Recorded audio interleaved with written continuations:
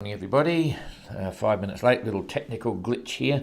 So it's the 7th of January 23 and once again everything's below the 40th parallel here, which is kind of cool. Nothing really substantial above there, and we're happy to see that all the way down. And even Cape Horn's pretty benign at the moment, so all a good sign. It's a good time to be in the Southern Ocean right now.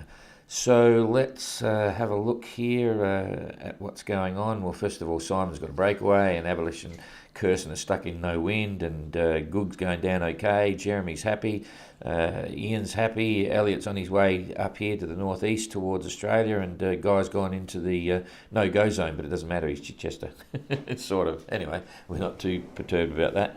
And let's just see what he's doing right now, and I'm not sure why he dipped into the zone, because anyway, he's not in the running for any trophies or anything like that anyway, being Chichester, so we're not going to give him a hard time, and we'll let him decide what's going on with the weather. But certainly he's got good weather there right now. It's a pretty reasonable west-northwesterly, and he's making 7.9 knots, so he's possibly got a bit of a current there as well. Let's have a look at the currents. We haven't looked at them for a while, but that seems to be going really well, which probably explains why he's heading into the no-go zone. There's a little bit there. What do we got here? Yeah, he's got a little bit of a boost there, probably about half a knot, 3/4 of a knot maybe, and he's got a bit of a highway here as well if he dips back up again. But he's obviously enjoying the ride. That's because there's no real extreme weather there. There's no reason for him to be pushed into the zone. He's just enjoying himself and trying to work out the best thing to do. We don't want to go too far south, but the other thing is we could look at is what the I'll come back here and just see if this is part of it. We'll see what the run line looks like for a Great Circle route, which will give him the quickest track to towards Hobart, and we'll also get a distance. Boom, yeah, it's a long way south, so it's still 3,790 odd miles. 3,739 nautical miles for him to Hobart, and you can see how far he'd have to go to get the run line. This is down to 55. We wouldn't want to see him go down there because he's completely on his own at the moment. There's no other entrance and stuff, but certainly a little bit further south gives him a quicker trip across, but it is going to expose him to heavier weather as well, possibly. You never know. Anyway, let's just see how it evolves over the next few days. And then we've got Elliot up here. Get rid of this. So Elliot is he's got to start making his way up now. That's his course. His course is east-northeast up to Fremantle or Albany, and he's not too far away. You know, he's slowly getting there, looking pretty good. Distance is 920 miles, so could be another 9 days if he makes 100 miles a day, and he's been doing pretty well. Right at the moment, he's done 121 nautical miles and making 5.2 knots. In the last 24 hours, we didn't check on Guy, 144 nautical miles, so both pretty respectable. Elliot's now behind Sir Robin up here in Sir Haley's. He's sitting there. So Sir Haley's doing 6.9. Ooh, that's flying. And still dominated by this big high-pressure system in the Indian Ocean. So all is pretty reasonable, and we'll now get rid of that, and we'll see what they look like for the next 24 hours. That's about it there. Guy's got similar forecasting there. Elliot's looking the same as well, so that's into the 8th. And if we go into the 9th, boom, around about there, all pretty much the same. Guy's lightening off a bit, but still looking okay, and Elliot's got a good breeze. So they're okay for the immediate future. We'll come back here for Jeremy and Ian Herbert-Jones. So we'd given Ian a sort of a bit of a forecast when he was worried about that heavy weather the other day, and this is the next round, which we told him about. So he's had a few days of pretty solid stuff. Jeremy's making 4.3 knots, and he did 89 nautical miles. He's been averaging like 100 miles a day for a long time. He's certainly not pushing it hard. He's looking after the boat and making sure he gets there. Ian's doing 6.5 knots and 118 miles in the last 24 hours. So. And we'll look at Captain Goog. He's headed down 5.8 knots, 84 miles in the last 24. So we'll bring them over here and Oh, here we go. Yeah, we'll see. I might be able to go up one more here before we look at their advancing weather. There we go. So there's Ian, and we'll come forward a day. Pull this forward. That's tomorrow. So Jeremy's got breeze, Ian's got breeze, Jeremy's got a good breeze there, and Goog is sort of right on the edge of favourable northeasterly to sail with. There's the rum line. He's north of just the other side of the rum line, and he'll keep sailing at that. So he's got one good day. Then we come forward to the 9th. A little bit more. There we go. That's another one.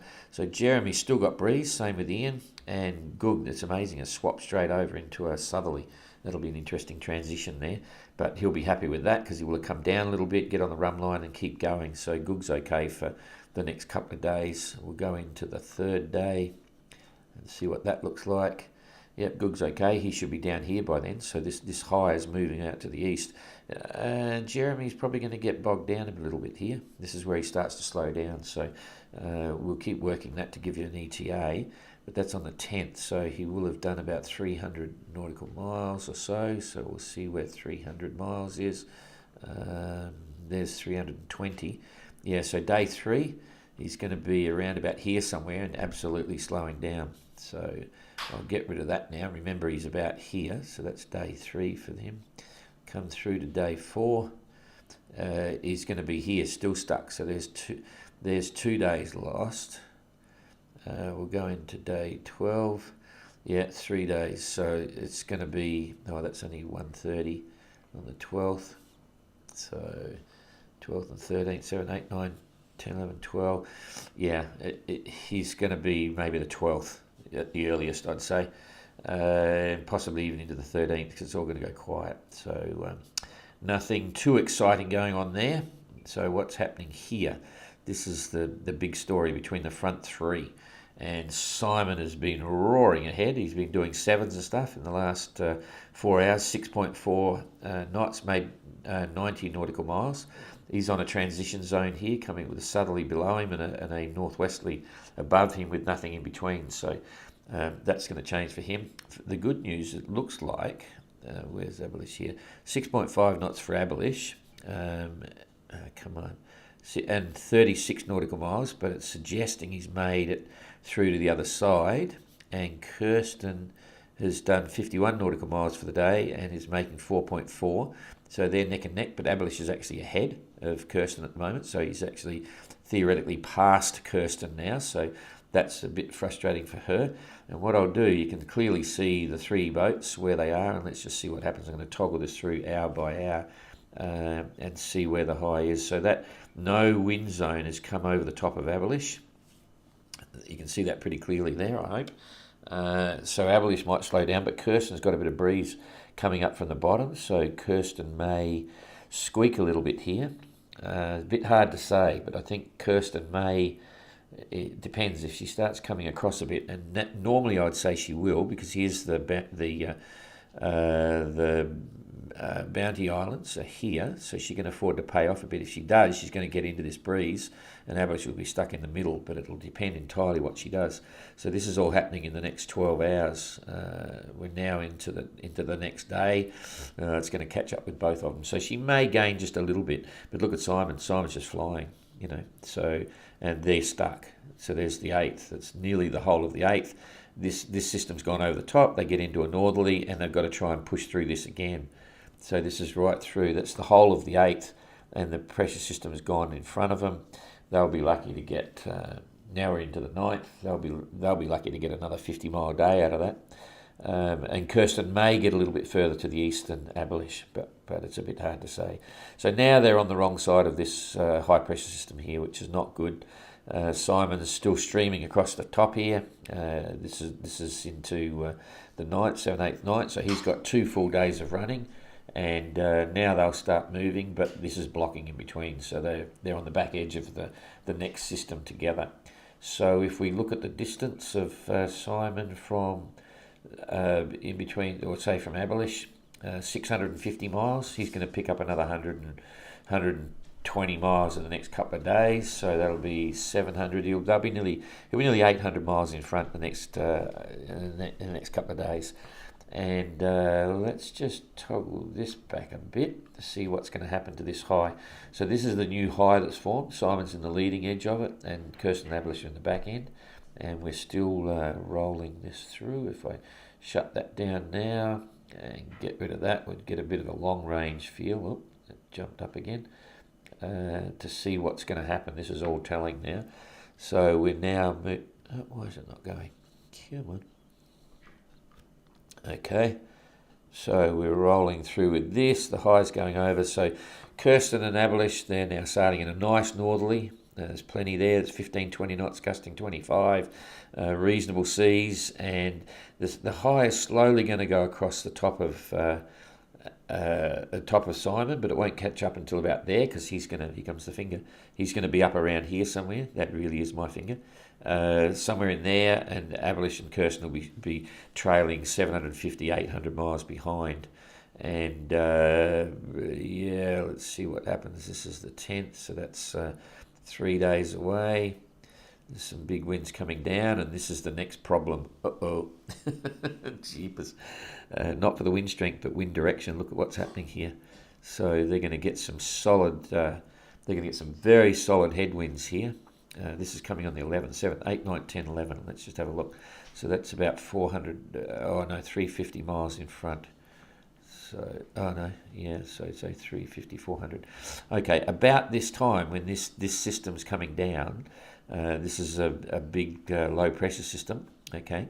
Kirsten and abolish are both going to be on the edge of the zone here, and they're going to get potentially whacked by headwinds. Where will Simon be? Simon's going to be up around here somewhere, sailing along in a beautiful northerly and still doing really well. So you're going to see a big break again, maybe a few hundred miles, depending on how low. Depending on how low this system goes. I'm going to be really cheeky here and give you a long range prediction. We get that moving again. So at this point, he's about 800 miles in front, and then it's not too long. That's a good thing. Okay, so it's moving to the east as well as it. So they would be getting southwesterly. It's a bit mixed up. Okay, it's not looking as bad as what I was thinking it could have done. Because I always remember Mark Slat's down here. He got stuck here for 11 days, and so did Tapio, with headwinds that went on forever. But that's not looking too bad, because now they've got a southerly. So okay, so not as bad as it looks, but nonetheless all kind of interesting. And Simon has an absolute strong gap there between his challenges down the end. So it's going to be a fun race between Kirsten and abolish to see where they end up. Okay, that's about